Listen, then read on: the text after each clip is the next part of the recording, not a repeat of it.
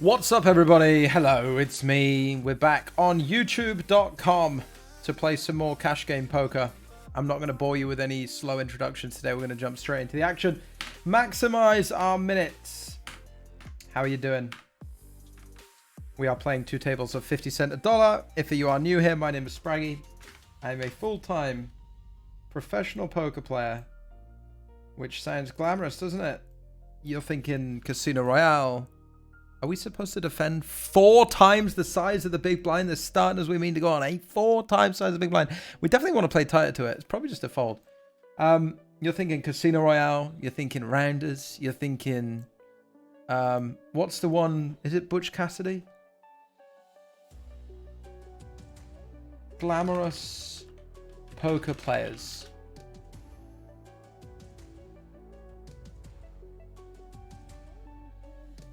Films. Poker films. Western? Don't want to run out of time. Maverick? Never seen it. A big hand for this little lady? Never seen it. 5-card stud? Never seen it. The Cincinnati Kid? Was that the one I'm thinking of? The Cincinnati Kid? An up-and-coming poker player tries to prove himself. That's pretty much what we're doing here. 2 pairs. Call. It's an interesting turn card, folks, because now I block a lot of full houses. I block the full houses. Do I try and get my opponent to fold a flush? A young up-and-coming poker player tries to prove himself in a high-stakes match against a long-time master of the game. Will this guy fold a flush? Find out. Now. Block Jack 8, block Jack 10. He definitely folded a better hand. He definitely folded a better hand, surely. Surely folded a better hand than just a 10. What do you think? So this is about a young... I've never seen this. Who's this? Steve McQueen. This might be the one I was thinking of, the Cincinnati Kid. Anyway, you're thinking that. It's a lot more... it's 20 past 7 in the morning. I've logged on to PokerStars, and we're here playing 2 tables for you on YouTube for another 30-minute upload here on the channel. We've got 1 table. We've got 2 tables. Here we go. 3-betting Ace Queen versus Cash the Hippo. Let's see bet the flop. Let's continuation bet on the flop. We're going to have some very, very strong hands here. It's very hard for my opponent really to want to do too much. I think versus that sizing, we're still going to see a lot of floats from worse ace highs. $1. One measly dollar. I would call. I suppose I'm calling.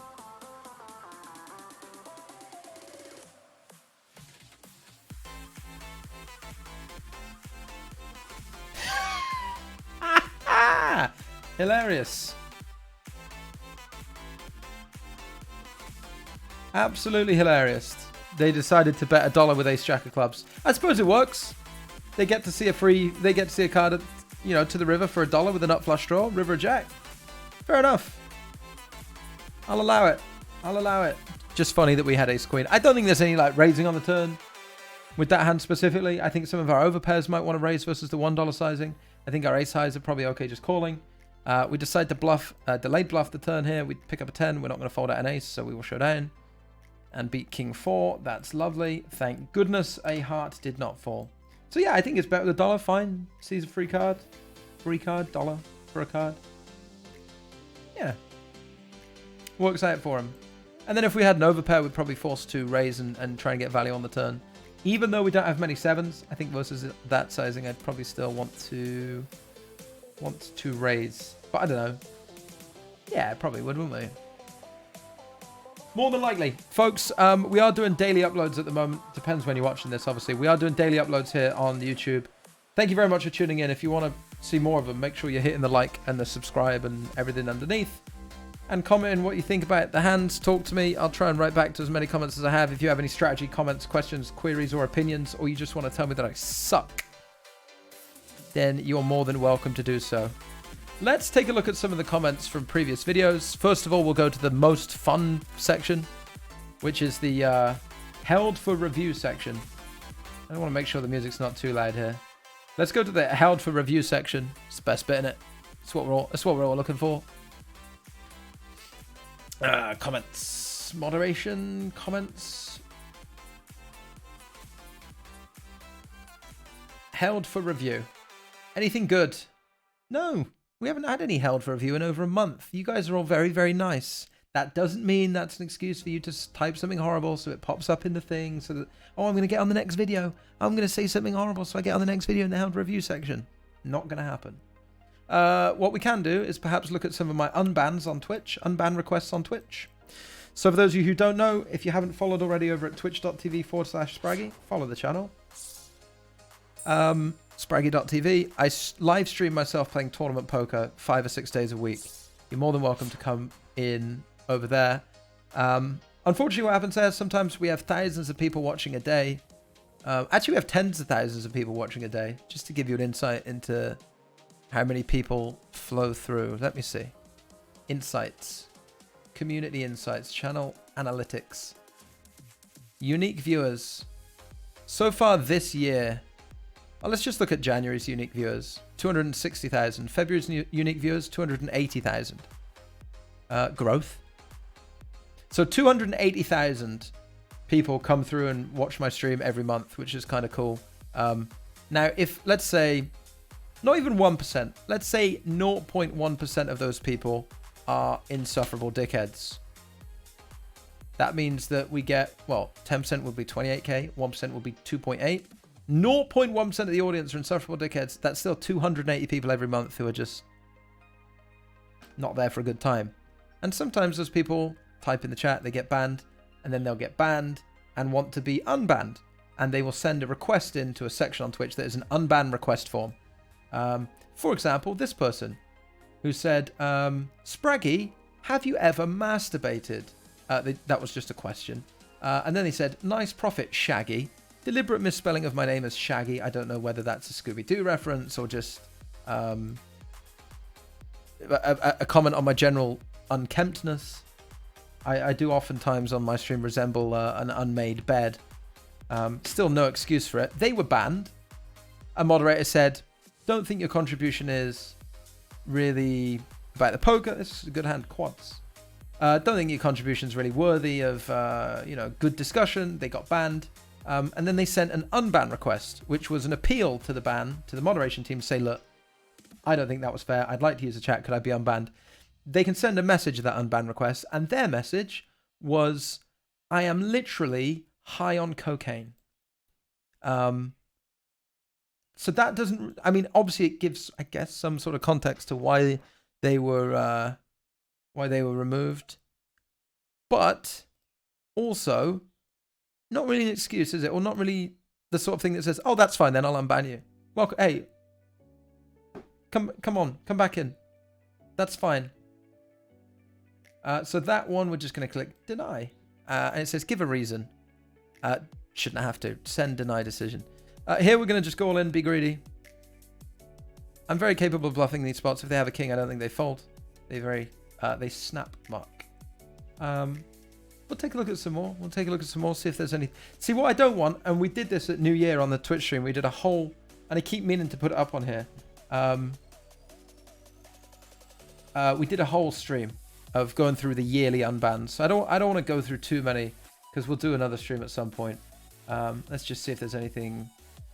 And what I was going to say is, when we did the unban request in the year, at the New Year, there were some genuine mistakes. There were some bans that weren't justified, or had been misunderstandings or something like that, and people were unbanned. And that was sort of a wholesome time too, because those people came back in and we made amends, and everyone shook hands, and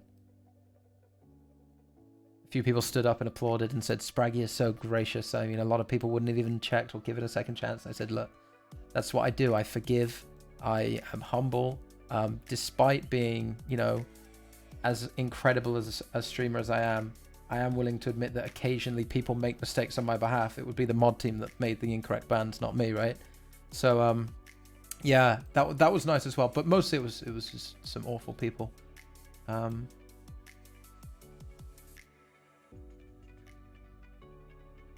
Yeah, a lot of words. Just a lot of words that you're not allowed to use really online. Or anyway, I mean, you shouldn't use them. Shouldn't use them anywhere, but shouldn't be saying that. Shouldn't be saying that. Can't read it out on here. Don't want to repeat it. Don't want to repeat it.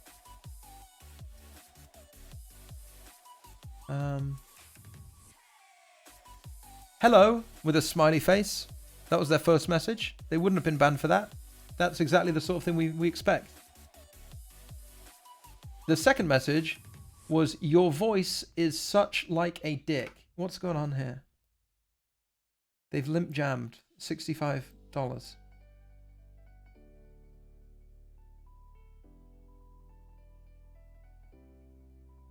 I've got 2 flush draws, so I'm actually a small favorite here. I won't cash out. Yes, we made trips. All right, chop it up. So the second message was, your voice is such like a dick. Which I imagine is someone who's not a native English speaker. Again, not a problem. Je peux parler un peu français. Und auch ich kann ein bisschen Deutsch sprechen, aber wir streamen auf Englisch.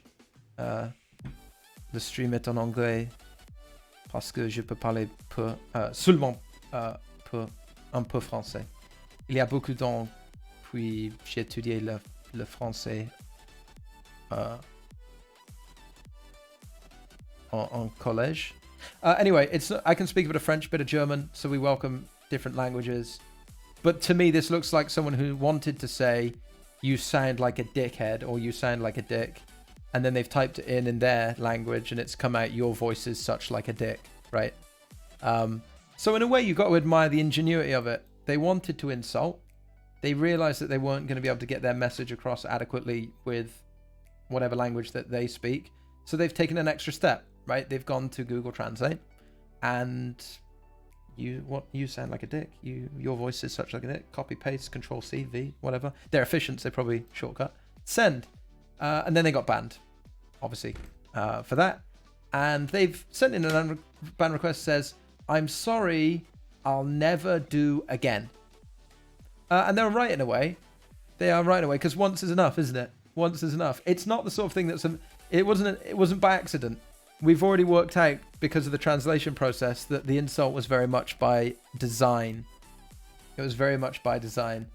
Here we 3-bet and made 2 pair, and then the turn's very bad, because we lose to all the aces now.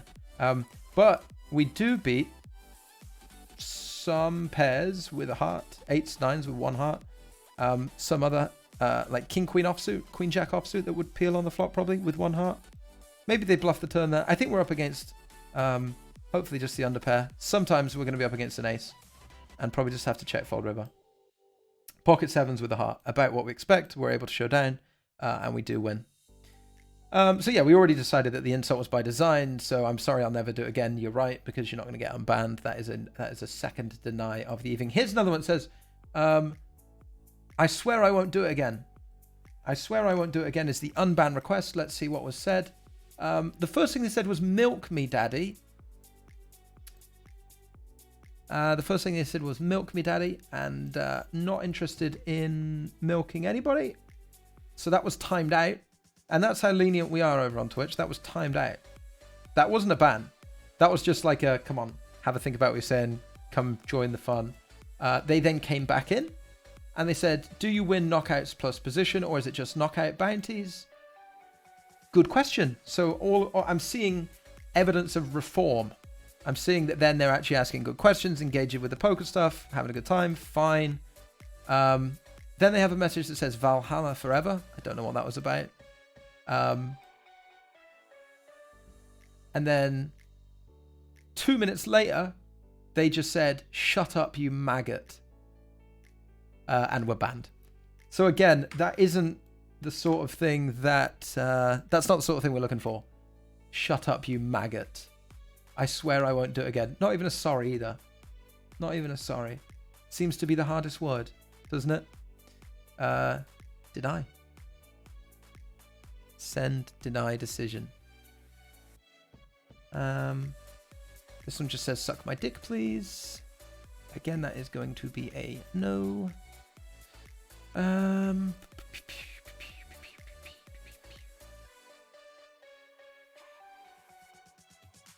This guy says Daniel Negreanu is better than you. Definitely ban Willie that. This one says, go on Gordon Ramsay, you sick. Again, some of the words shouldn't be not to be repeated.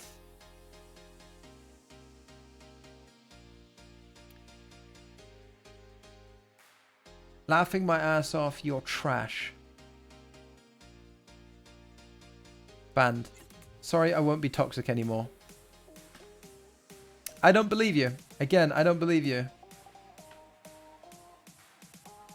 I could go. Do you want to know how many unbans I've got to do? 75. By the way, we did an unban stream on 31st of December. It is now the 4th of March. This is 2 months. 153. Which seems like a lot, but let's look at the numbers. What did we say? 280,000 unique viewers in February, 250,000 in January. I'd imagine there's about 200 something. Let's say there's 300,000 because there's probably 20k something crossover as a lot of people come back. So let's say we had 300,000 people in. To have only banned 150. What's that as a percentage? Very small, isn't it? Very small. So it's not too bad. I'll go through them all at some point. But just to give you a little flavor today, something a little bit different, some unban requests. And here is a board where we have a lot of sets and 2 pairs and straight blocker in our hand and weird 2-pair blocker with the 9-10. So I think we'll find a bluff on the turn. And we do generate a fold. We'll do some strategy. I'm conscious that a lot of the episodes have been a little bit strategy dense. So it's just nice to... I want these episodes to be pretty informal and fun as well, more than anything.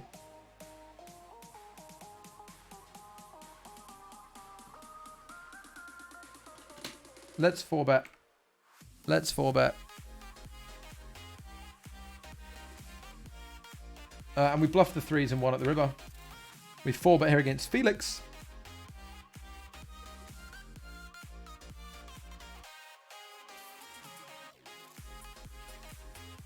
And we win.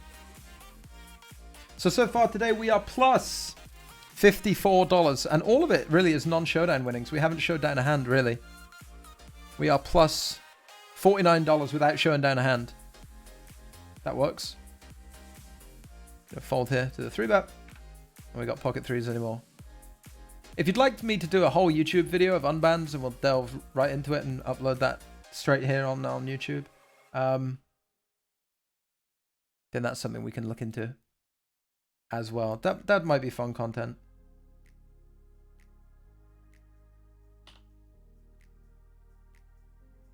Some people are out of control. Pretty cool turn. 7's not a great card because hands like 6, 7, 7, 8 are gonna obviously make a boat. Full house, that is. We get called by ace high, or should we check back? I do feel like a 7 should value bet, 9 should value bet a lot of the time. So our opponent's range is gonna be a lot of king high and ace high. All right, I'm gonna value bet the river. Try and get called by ace high. You know, versus my sizing, they're still gonna have to defend X percentage of the range.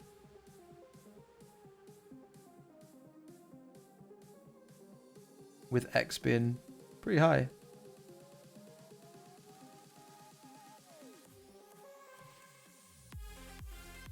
Pretty high.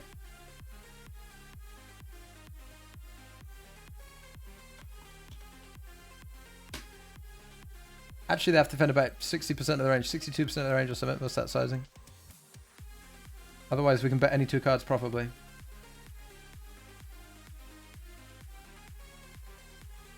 Probably not happening, is it? Got me. I'm going to fold rather than 3-bet. I don't think there's any flat in there in the small blind versus early. Typically in cash games, we're defending a lot less with calls pre-flop because of the rake structure of the game. We're a lot more incentivized to win the pot pre-flop. So we can flat in the big blind, you know, defending some hands, and we can flat on the button because we're able to play a little bit more profitably, given we have position.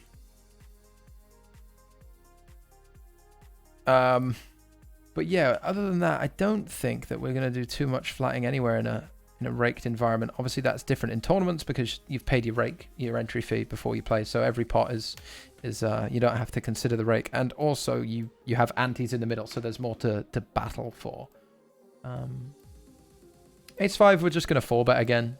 People tend to develop 3-betting strategies and know that you have to 3-bet, like I say, because they don't want to do too much flagging, so they play 3-bet or fold. But I think a lot of people don't really want to, or know how to appropriately defend to a 4-bet. So we spoke about playing 50 cent $1 before in Zoom, and that people tend to 4-bet pretty tight. So if people, expect a lot of just tight 4-betting ranges, then but have pretty wide 3-betting ranges, then 4-bet bluffing is going to be pretty profitable. And I think we see enough of that in the 5 or 6 sessions that I've played to this point. I think for the most part, my 4-bets have been pretty successful. I don't have the data for that. That's purely anecdotal. That's purely speculative, of course. You'd expect nothing less, eh? Imagine me actually having empirical data to back up the bullshit that I'm spouting. That wouldn't work. I don't think we want to call here. Although maybe we do. For the price, maybe calling 4-bets at a position with 7-8 diamonds isn't the best strategy, but also consider the following. What if it was 4-5-6? We can make 2 pair straights, flushes, quads. I did hear someone say that recently in a poker video I was watching. They were like, I can't remember who it was now. They're like, yeah, and this is a hand that can make 2 pair. And I was like, could you name a hand that doesn't make 2 pair?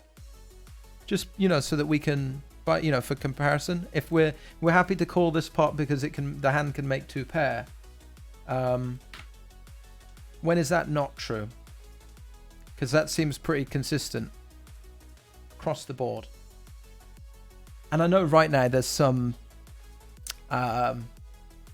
smart ass at home watching on YouTube. You're about to jump into the comment section and say, Spraggy, what about pocket pairs? They can only flop sets. They can't flop 2 pair. To you, I would say, what if the flop is deuce, deuce, 5, and you've got pocket kings? You've got 2 pair. So delete your comment and just write underneath if you were gonna say that and you're halfway towards commenting and now you're annoyed that I've embarrassed you, for want of a better word, which I have, I don't want to screw myself out of a comment on the video because comments help. So just if that was you that you were going to type that, just type in the chat, Spraggy, you are the best. Just type that. And that's now you're typing something that's true. I don't have talk some nonsense. What's gone on here? Ruddy hell, it's soft sell. Let's bet. Yeah, good. Look me up. I think we want to take a sizing here, not big. Like we want to go small, or rather half pot. We never really want to go less than half pot too much in position because we have to make it worth our while when we reopen the action, give ourselves a chance to check raise. So we're never really favoring a small bet in position. So I want to make a sizing that makes it look like I'm going to be, or that I could be value betting hands like any king. I can't really represent too many aces when I bet flop and check back turn, although I will have some weaker ones, some weaker ace-x that don't want to go 3. But for the most part, I would value bet some strong kings, probably all of my kings I get to the river with, and I have like king 9 and up. So I think I'm allowed to bluff there a little bit. And I think in general, people probably overfold the spot, given that they're really going to struggle to find calls on ace 3 deuce, or like ace high boards in general that aren't an ace. It's a really hard board to float since you don't have even natural appeals of like overs and backdoor straight draws and things like that, right? So I think they'll struggle to find floats, and then if they have an ace, they tend to bet the river. So the checking range is really, really capped to pairs that are both underneath the ace and underneath the king. So I do think we're allowed to do a fair amount of betting in that sense. Here I'm going to bet again and probably blast a spade river. Probably blast a jack because I would make the absolute stone cold nuts and be unable to lose. So that would be a good time for me to invest money as well. Hopefully this improves my opponent to 2 pairs. This is a board where I probably wouldn't jam aces, or like ace king is pretty scary for that. So I don't know. I don't think my opponent really wants to call with any 1-pair hands. Maybe they're going to make some 2 pairs here, and we can feel pretty good about that. It does come down to how would I bluff in this spot? If my opponent wants to call 2-pair, then they need to find, you know, if I'm not jamming aces and ace king worse for value, they need to find bluffs. I think I would have to jam something like Jack 9 suited is a reasonable candidate. That river's a pair, but, you know, flops a straight draw, turned open-ended. Jack 9, Queen Jack, that I don't think are really ever winning at showdown, but have nice block of value, blocking straights and 2 pairs that I would want to bluff them.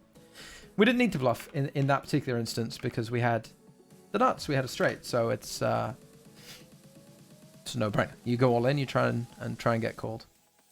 It's also not a spot where we ever want to check and try and trap. We have ace queen on king 4, 10, 8, jack. We don't want our opponent to check back something like jack 10 and play real tight, or check back. I don't think they ever check back jack 10. Maybe they check back king queen, which occasionally is gonna call. Occasionally they'll have ace king and they might check back thinking it's too thin to jam themselves, but they might call it at the river, right? Also, with a hand like ace queen and the board is king 10, 4, 8, jack, we don't block any of the pairs. So let's say we have pocket kings. We might sometimes be more likely to try and trap with that hand because we block the sort of hands that will call the river. We block all the top pairs and some of the 2 pairs really hard with top set of kings. But ace queen unblocks all of the calling hands. We don't have a king, we don't have a jack, we don't have a 10, right? So they have the 2 pairs. We unblock those. So we don't need to try and trap. We're actually a lot happier just jamming ourselves to avoid them checking back for pot control. Here we're in a 3-bet pot. I am going to bet 9s on the flop because this is probably one of the hands in my range that most benefits from protection. Our opponent is going to 3-bet here with some suited broadways. I think at this stack depth they're pretty linear in a sense of having like broadways, strong ace-x. And this hand benefits most from protecting against those. Whereas like if we were trapping higher up, we might decide to check back a bit more often. We'll take a free card now with the 9s with the heart. And we're really just hoping that our opponent floated the flop with, you know, like ace queen of diamonds or something like that, overs in the back door. I think I'm probably just showing down. And they have pocket aces. We get out pretty cheaply. We win a 3-bet pot over here. We get out pretty cheaply when they have ace-ace.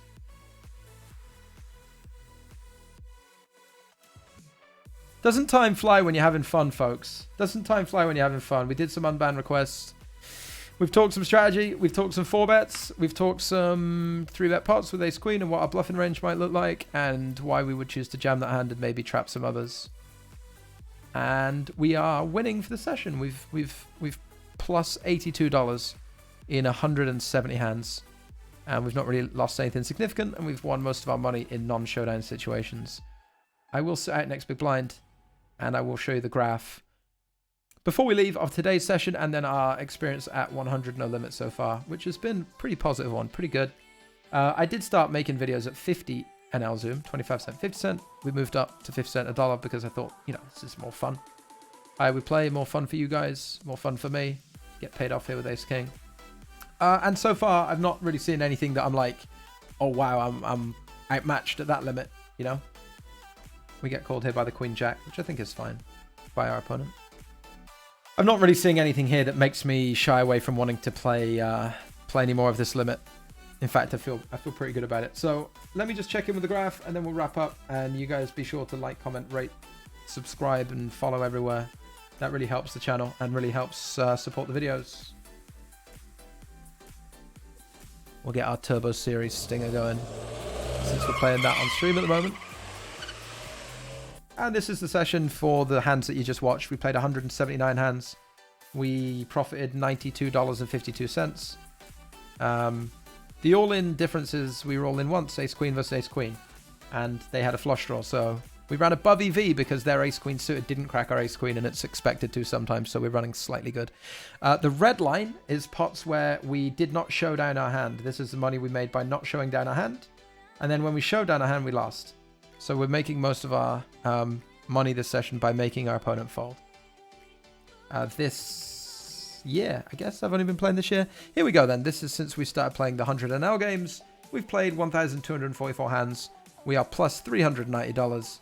All in EVs, 381. Running about as we should. Minor discrepancy. And there's the red line of we're now in profit for not showing down our hand. It's a nice red trend here. And yeah, making most of our money from when we show down our hand, and we have the best of it so far. Irrelevantly small sample. Thanks everybody for watching. I hope you enjoyed it. Like, comment, subscribe, all that stuff. And any questions, chuck them below. I will see you next time.